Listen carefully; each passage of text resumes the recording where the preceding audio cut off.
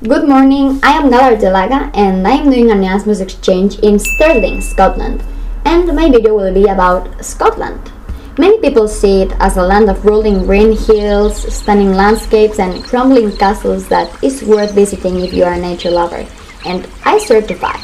However, I think that there is a great deal more to this fervently patriotic country, and if you are thinking about visiting the Highlands, the Lowlands, or some of the more than 790 islands that it has, I encourage you to have a look at the following facts. Here they are. The first one, Scotland is not England. Second one, a kilt is not a skirt. The third one, a tartan is not an ordinary checked print cloth. The fourth one, a thistle is not a wig.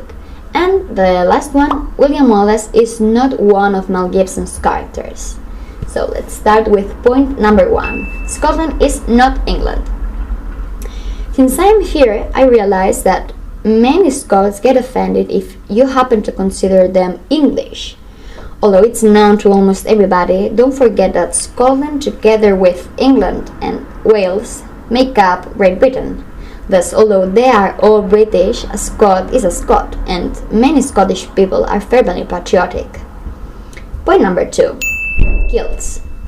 Don't ever refer to a kilt as a skirt, but what exactly makes a kilt and not a skirt?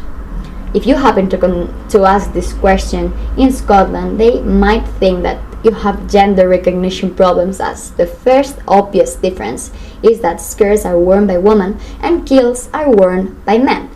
Kilts represent an old tradition and are a national identity sign here in Scotland. They are worn in special ceremonies and formal events. Okay, let's move to point number 3, tartan. Remember that kilts are not made with a check print cloth. They are made with tartan, a woolen cloth woven with stripes of different colors and widths crossing at right angles. And each clan has its own distinctive pattern here, and there are more than 350 Scottish clans and families, so it's quite a lot. And point number 4, Scottish symbols. Don't even think saying thistles are ordinary flowers or unicorns are childish, girlish animals, because you may offend Scots, as thistles and unicorns are symbols of Scotland. Scottish people consider themselves as similar to thistles. This is humble yet beautiful, fierce and robust at the same time. And on the other hand, mythical creatures can be national animals too, Scottish culture is rich in myths and legends, so the unicorn seems to be a fitting choice as the country's national animal. Some research claims that the unicorn was believed to be the natural enemy of the lion, and being the latter symbol that the English royals adopted, the choice seems even more justified. Point number 5, William Wallace. William Wallace is not one of the Mel Gibson's characters, although I know his figure has been worldwide known thanks to Mel Gibson's film Braveheart. Sir William Wallace was a Scottish knight who became one of the main leaders during the Wars of Scottish independence, and he is considered a national hero, and his words before being executed echo over Stirling fields.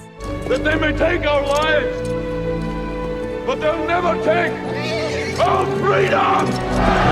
And William Wallace is especially loved in Stirling, where he raised an army together with Andrew Murray and fought against English occupation. The strongly armed English soldiers wouldn't be able to fight properly in the soft land around the River Forth, and on 11th September in 1297, the Scots won the Battle of Stirling Bridge, although in the film it doesn't appear it was in Stirling Bridge.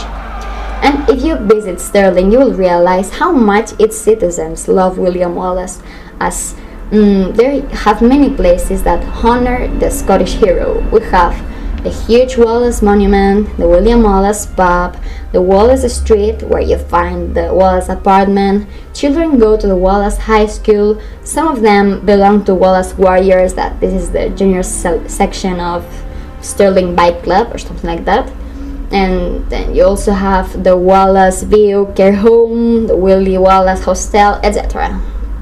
So, to wrap up, I think that we would be following stereotyping if we say that every Scot is fervently patriotic, that everybody drinks whiskey here, that everybody in Scotland loves William Wallace, and that every Scot has a bunch of thistles at home.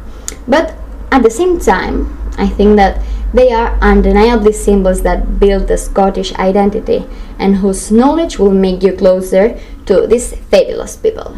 So I hope that you enjoyed my video and that it is useful for you if you visit Scotland. Thank you very much. Goodbye.